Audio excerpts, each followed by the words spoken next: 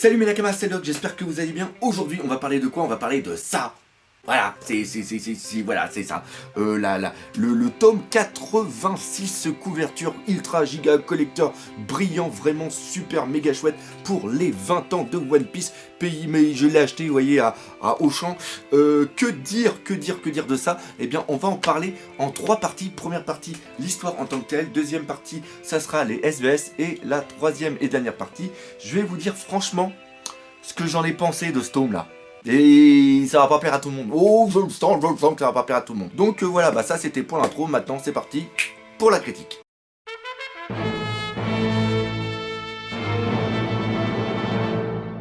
Alors ce tome 86 est sorti le 4 août 2017 au Japon et il est sorti le 4 avril 2018 en France. Toujours les 9 mois d'écart entre les deux. Et au niveau de l'histoire, on est vraiment dans du très lourd. C'est absolument génial. Je vais vous donner une petite anecdote d'ailleurs. J'ai lu avant de faire la vidéo, hein, je l'ai lu quand même.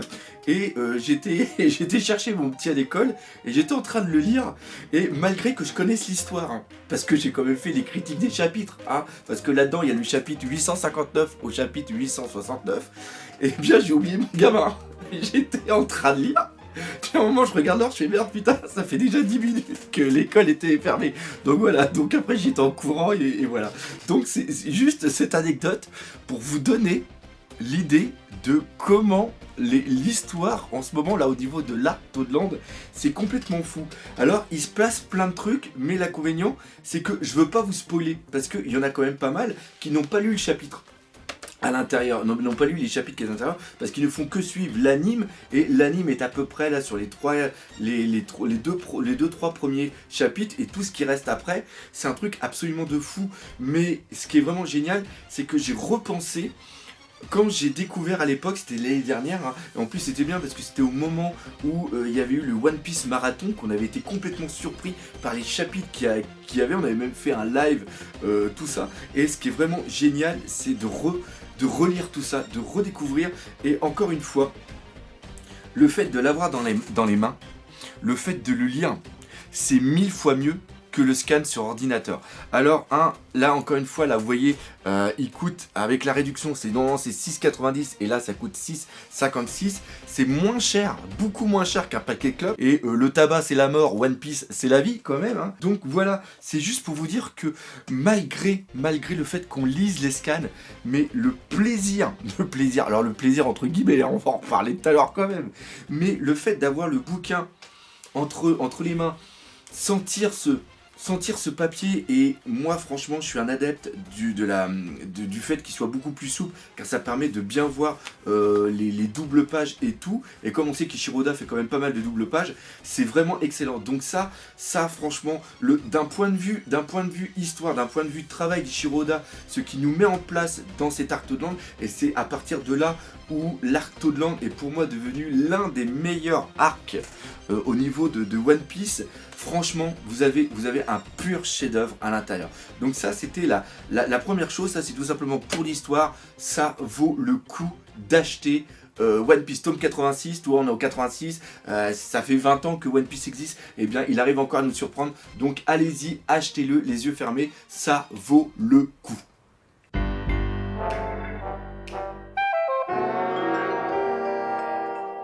Et l'autre chose aussi qui est vraiment excellent quand tu achètes le tome, c'est que tu as accès aux SBS. Alors là, je dois avouer que les SBS, ils étaient assez moyens. D'habitude, on a du bon SBS, on a des bons trucs. Là, je trouve que Ishiroda est trop parti dans certains délires. D'ailleurs, il y a un petit délire au sujet des bouffes, au sujet de douche et tout ça. Donc, je vous laisserai lire là-dessus. Je dirais pas que c'est moyen parce que c'est un petit peu aussi comment je suis. Mais je pense que ça pourrait choquer certaines petites personnes assez, je dirais, assez prudes. D'un autre côté, on a quand même des trucs assez bons, c'est-à-dire qu'on apprend que l'un des membres de l'équipage de Hawking, ou Hawkins, je sais jamais si je mets un S ou pas, est un chat, et le chat justement c'est un minx et qui fait de la magie, mais on ne sait pas encore quelle est sa magie. Donc encore une fois, en mettant un petit truc là-dedans, ça nous tease une future utilisation de ce personnage plus tard. On a aussi des informations sur le frère de Bipou, je vous en dis pas plus, je vous laisse découvrir.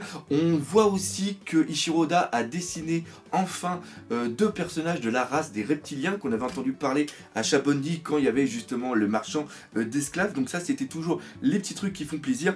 Et après j'essaye de retrouver la page, il y a le traditionnel coup des anniversaires. Et là on a quand même pas mal d'anniversaires. Donc moi ça me fait plaisir. Donc vous qui écoutez, qui regardez cette vidéo, eh bien vous pourrez mettre votre date d'anniversaire avec un personnage de One Piece. Alors des fois vous aurez du cul, des fois vous aurez pas de cul. Si vous êtes né le 25 juin, vous avez le même anniversaire que Pudding. Et ça je trouve que c'est cool. Moi j'aime bien Pudding, je l'aime beaucoup Pudding. Vous comprendrez pourquoi, mais je l'aime beaucoup.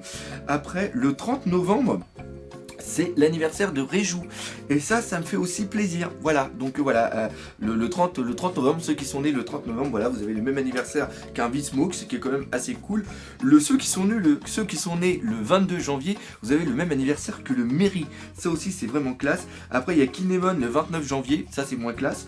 Nous avons Nojiko le 25 juillet, Belle-Mère le 3 décembre, Mr. Five le 26 juillet, Toto.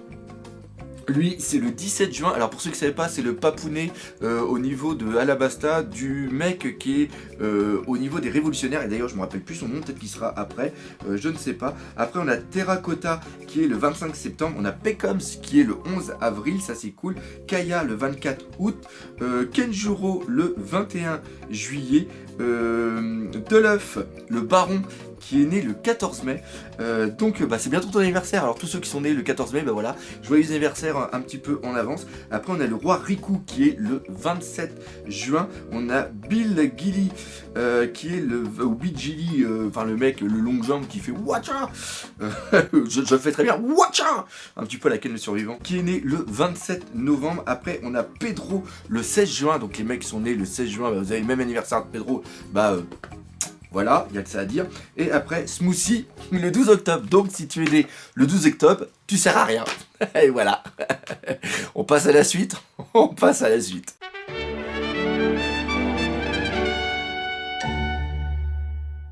Alors, qu'est-ce que j'en ai pensé de ce tome? Eh bien, j'ai acheté déjà en tant que bon pigeon, j'ai acheté la version collector. Et là, Glénat, c'est cool parce qu'ils ont viré, ou alors le stagiaire a fini son stage tout simplement. Le mec qui découpe les trucs pour faire les couvertures, parce que c'est... Globalement, c'est très très bien fait. Voilà, il y a 2-3 petites erreurs, mais ça va. C'est moins pourri que le 85. Le 85, encore une fois, était un foutage de gueule. Donc, j'ai acheté que cette version-là. Et si vous avez une des deux versions à acheter, encore une fois, achetez la version collector.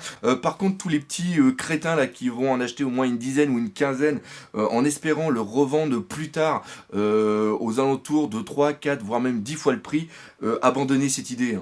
C'est pas gentil de faire ça pour ceux qui n'ont pas beaucoup d'argent. Donc voilà, évitez de spéculer sur la passion des autres, hein. Ça c'est quand même un message qui est important. Si vous aimez One Piece, c'est quand même assez important. Donc voilà, puis si vous devez en acheter qu'un seul, achetez celui-là, parce que de profil, ils ont pas changé ils ont pas trop changé au niveau de la couleur. Donc ce qui est cool, et puis aussi du format de la jaquette, comme ça permet tout simplement de le mettre, et de loin, ça se voit pas trop.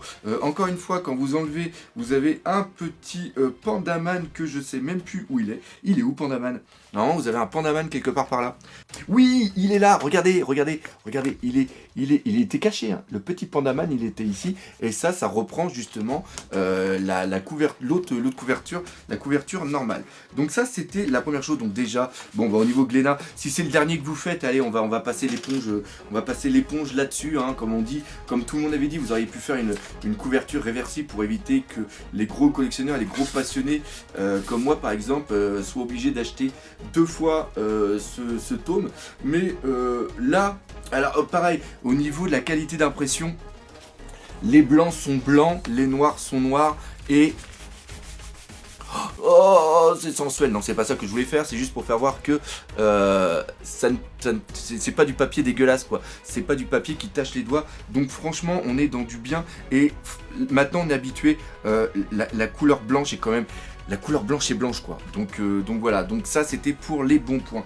Là où je suis pas du tout ok, mais encore une fois, c'est pas un choix qui est imputable vraiment qu'à Glénat. Je pense que Glénat ainsi que le traducteur a des chartes, a des cahiers des charges à respecter, mais franchement, il faudrait faire quelque chose, parce que Katakuri en dents de chien, moi je dis non. Moi je dis non, surtout que quand tu le lis, il y a des trucs que tu comprends pas, quoi. Le fait d'avoir transformé Tea Party en partie de thé, à la rigueur vous pouviez choisir un mot qui avait un peu plus la classe que faire une traduction vraiment littérale. Après vous vous amusez à traduire, donc si vous traduisez, moi je suis d'accord pour que vous traduisiez tout, hein. Ok, mais si vous partez là-dedans, partez à fond dans le trip. Je vais prendre un autre truc là. Hein, je mens pas, hein, je vais lire ce qu'il y a dedans. Là, quand vous dites que île lactée Cheesetown, vous pouvez pas tout simplement dire à la rigueur ville fromage. Si vous restez dans l'optique de tout traduire, dire qu'une ville, dire la ville fromage, c'est pas débile. C'est même plus logique à la rigueur que faire Cheesetown ou Chocolatown.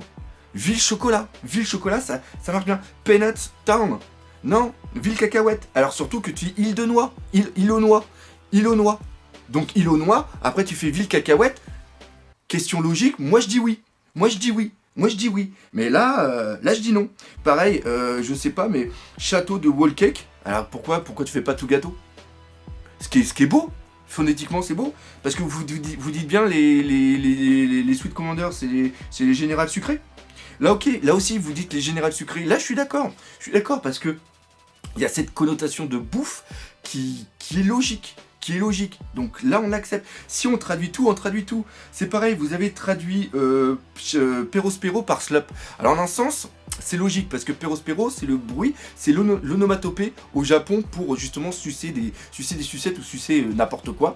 Je vous laisse mettre n'importe quoi, je vous laisse transformer n'importe quoi parce que vous voulez sucer, hein, bien sûr. Et si vous le mettez en slop, je suis d'accord. En un sens, ça lui donne moins de charisme, mais la logique est là. Voilà. Après, vous avez oven. Pourquoi vous n'avez pas transformé par four? Pourquoi vous n'avez pas appelé le mec four au lieu de oven? Pourquoi vous l'avez pas fait? Pourquoi vous avez gardé oven? Je sais pas. Daifuku, c'est le nom d'un plat. Katakuri, c'est aussi le nom d'une plante végétale qui, au Japon, est vraiment dérivée pour faire de la nourriture, alors qu'en France, elle existe. J'ai fait des recherches sur Wikipédia. Il y a bien une plante dents de chien qui est seulement utilisée en art floral. Donc là, utiliser le katakuri, garder le katakuri, il y avait quand même une petite logique. Si on reprend en arrière, où je m'étais énervé, peut-être pour rien, où on reprend le cas de Kaborage pour Inuarashi, en un sens c'est logique. Parce que étant un minx et étant du type chien, le fait que ça soit un nom correspond au personnage. Mais de ce fait, si on reprend un petit peu ce qui est fait dans les Marvel, etc., Akainu, on pourrait l'appeler chien rouge. Parce que c'est un épithète, c'est-à-dire que c'est un qualificatif au nom du personnage. Comme le faisant pour Aokiji, qui reprend un petit peu le thème, et là qui est logique, parce que ça reprend une mythologie chinoise. Et là, il y a une logique derrière la chose. Mais Katakuri, pour moi, il n'y a pas de logique. Et ça vient dénaturer énormément. Surtout quand après vous dites que c'est le fruit du riz gluant. Là encore une fois, ça peut se comprendre. Mais le mochi est utilisé aussi en France pour désigner un plat. Pour désigner une friandise. Voilà. C'est ça. C'est ça. Et ça vient totalement dénaturer. Parce que Big Mom. Pourquoi vous la traduisez pas, Big Mom? Parce que c'est grosse. Alors, c'est politically incorrect. Parce que faut pas, maintenant on peut plus dire qu'une personne est grosse, faut dire. Enfin, il y a tout un problème là-dessus. Donc je suis sûr que s'il y avait eu Big Mama là-dedans, je pense qu'on aurait eu la ligue féministe ou des gens obèses qui auraient dit oui, mais non, c'est discriminatoire par rapport au truc et tout ça. Mais moi je trouve que Big Mama, pas la grosse, hein. On est bien d'accord, on va essayer de leur appeler la grosse mama, ça. Mais Big Mama, ou un truc comme ça, où, tu sais, ils auraient fait une connotation par rapport justement à... Parce que s'ils l'ont appelé Big Mom, il y a une logique là derrière. C'est par rapport à la famille, mais c'est aussi par rapport à l'art culinaire et tout ça. Donc, il y aurait eu quelque chose qui aurait pu être marqué. Donc, vous auriez pu le traduire, le nom. Mais non, vous avez laissé Big Mom. Donc, des fois, vous traduisez, des fois, vous traduisez pas. C'est ça que je vous reproche.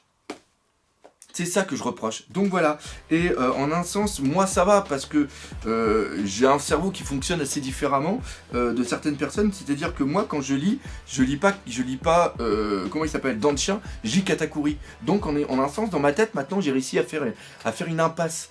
Mais ça peut être chiant. ça peut être chiant. Donc voilà, c'est l'action en tant que telle. Donc voilà, c'est le petit coup de gueule que malheureusement, même si on faisait une pétition pour changer Katakuri, pour changer Danchan et remettre le truc Katakuri, ça marcherait pas parce que vous serez obligé de refaire une version. Mais ça, c'est à la rigueur, c'est peut-être un petit coup marketing, parce que peut-être qu'un jour, tout comme au niveau Dragon Ball, au Japon sortira une version ultra giga deluxe et vous ressortirez tous les One Piece en version deluxe, et à ce niveau-là, vous direz un truc, oui, mais là, on fait un truc pour être vachement proche de l'édition japonais, on a écouté nos fans, donc là, on a vraiment marqué Katakuri, etc., etc. Et nous, comme des gros pigeons qu'on est, on va acheter les versions collector deluxe, et d'ici que vous ne fassiez pas une couverture ultra giga deluxe pour la version deluxe collector, et comme des pigeons, on achètera. Donc voilà. Donc voilà ce qu'il y avait à dire sur ce tome. Mais encore une fois, j'engage toutes les personnes qui lisent les scans, toutes les personnes qui aiment One Piece, de l'acheter. Voilà. Certes, c'est quand même 6,56 € hein, quand vous pouvez le trouver dans le commerce avec la petite réduction de 5%. Ça fait une somme, je l'avoue, ça fait une somme. Mais il n'y a pas des tomes qui sortent tout le temps. Donc voilà, si vous pouvez acheter votre petit tome tous les mois, ça serait sympa, et ça serait aussi pour faire voir que on n'est pas des abrutis finis qui ne faisons que cracher sur les choses, et que même si on lit les scans, hein, c'est beaucoup le combat, même si on lit les scans avant l'heure, eh bien on est quand même des passionnés qui aimons cette culture française, qui aimons avoir le papier dans les mains et avoir cette sensation de lecture qui est vraiment agréable. Donc voilà, c'est là-dessus que je termine. Hop, on prend ça et on le met ici. Comme d'habitude, j'espère que vous aurez aimé cette vidéo. Si c'est le cas, n'hésitez pas à partager, parlez-en autour de vous, laissez des commentaires, et surtout, n'oubliez pas le principal, One Piece, c'est la vie. Allez, salut mes Nakamas.